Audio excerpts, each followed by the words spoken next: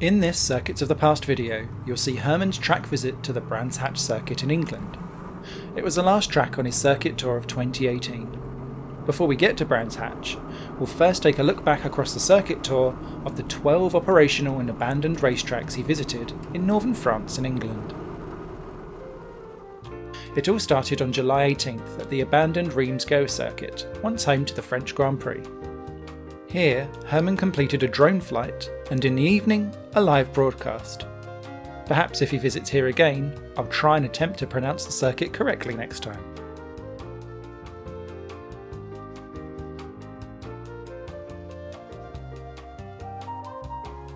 The next day, Herman went through the Channel Tunnel from northern France to England. Thankfully, he remembered to change driving from the right-hand side to the left-hand side of the road.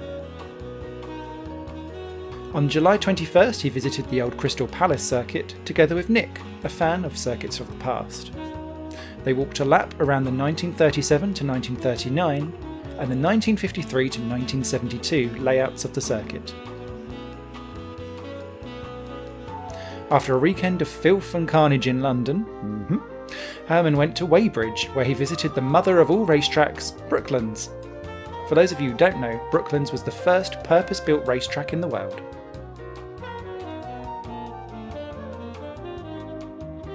Before Herman started his circuit tour, he contacted all the operational circuits on his route.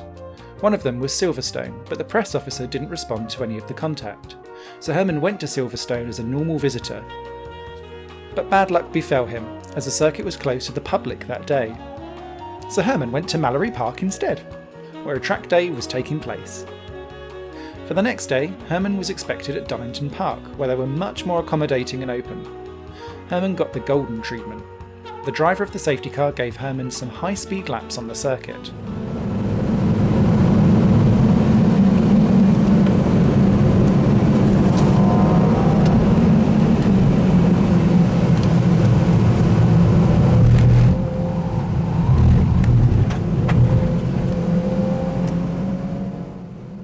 Then after that, they showed him the old Melbourne Loop, where there was some confusion about the layout. But for that one, you'll have to see the Donington Park video itself.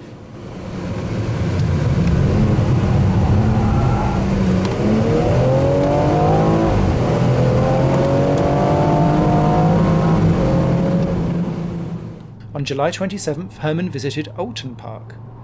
Here, not only did they drive him around the circuit, but the circuit director also opened the gate to the old range corner for him, so he recorded it for a track walk. The same day, Herman visited Liverpool for a visit to the old Aintree circuit. Here, the owner of the golf course drove Herman around the full Grand Prix circuit. I'd have asked for 18 laps myself. But that wasn't the last circuit of that day, as in the evening Herman done a double header and visited the abandoned Leyland test track for a track walk around the old test oval and a drone flight.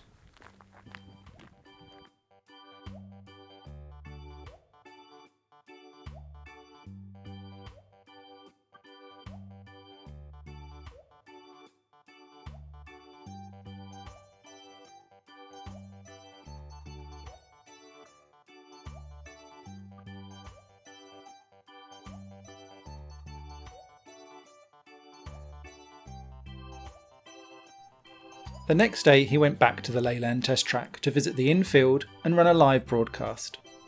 After spending a long weekend in Blackpool, probably enjoying how the English coastline is permanently trapped in the 1970s, he made a third visit to the abandoned Leyland test track to fly his drone through the spooky old garage.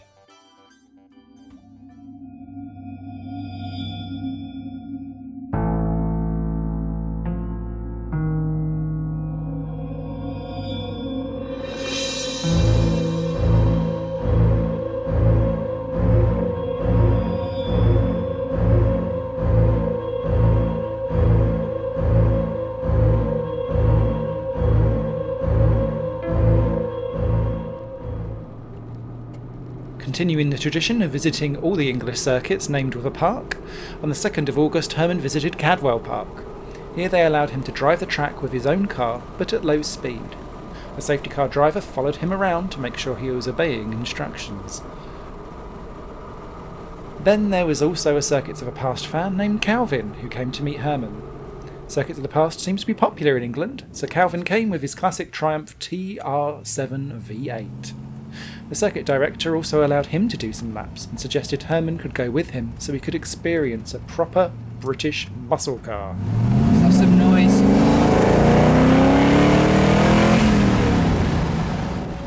So after that recap episode, here we are, on the 3rd of August at Brands Hatch for Herman's ultimate track visit of the Circuit Tour of 2018. First, they let Herman into the control tower for some video shots.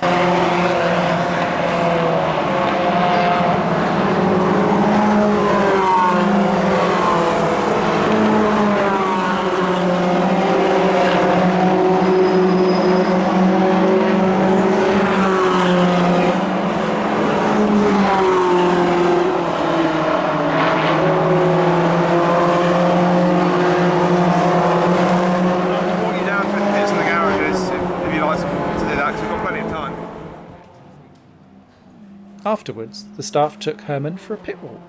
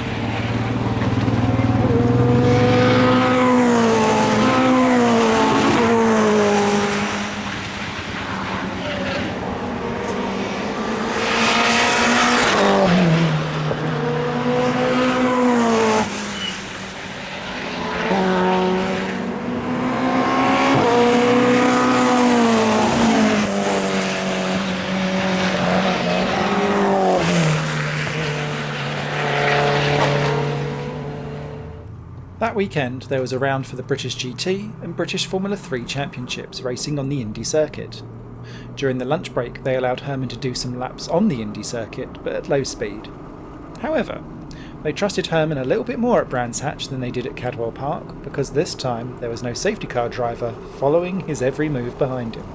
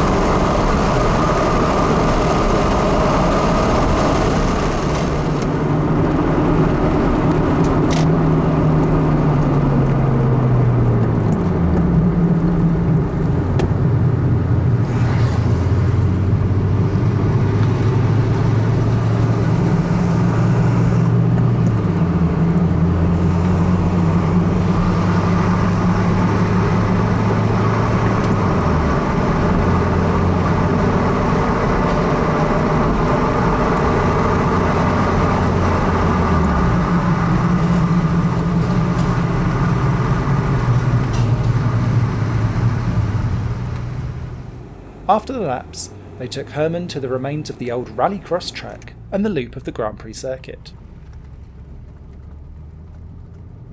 Brands Hatch is a motor racing circuit in West Kingsdown in Kent in England. Originally, it was used as a grass track motorcycle circuit on a farmland that belongs to Brands Farm. With permission from its landowner, the site was used for practicing and for time trials by a group of cyclists. The first actual race was held in 1926, funny enough between cyclists and cross-country runners. Could only imagine who won that one. Within a few years, motorcyclists were using the circuit, laying down a 3/4 mile anti-clockwise track in the valley. That was the beginning of the Brands Hatch, as we know as a motor racing circuit.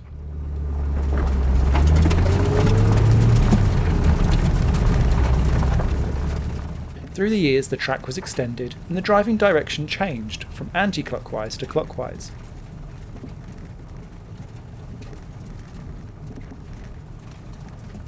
From 1964 to 1986, the Brands Hatch circuit hosted the British Grand Prix 12 times. Today, the circuit hosts races for the British Touring Car Championship, GT Series, Sprint Cup, NASCAR Euro Series, Formula 3, Superbikes, truck racing, and the DTM.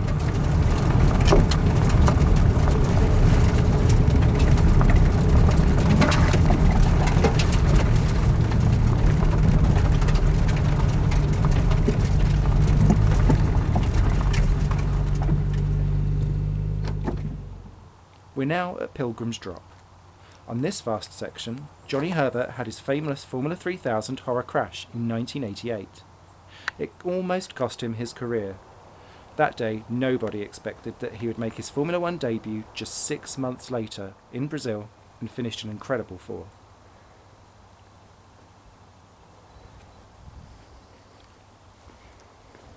This is Hawthorne Bend, a very fast right-hand corner at the end of the longest straight of the Brands Hatch circuit.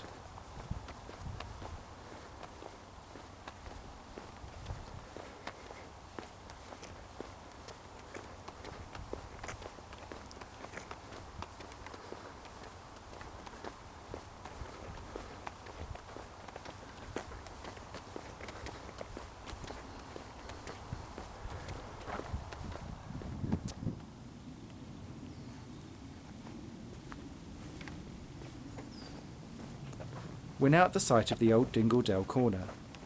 Dingle Dell was the fast corner that was slowed down by a chicane in 1988. After the 2003 reconstruction of this part of the circuit, it was replaced by the slower Sheens corner.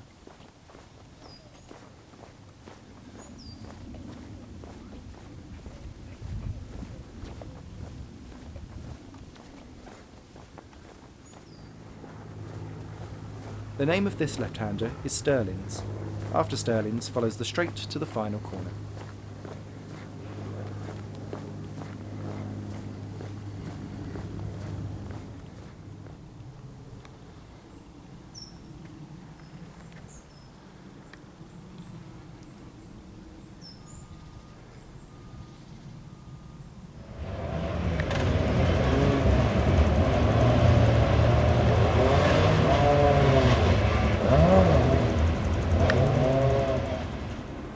After his visit to Brands Hatch, Herman drove back home.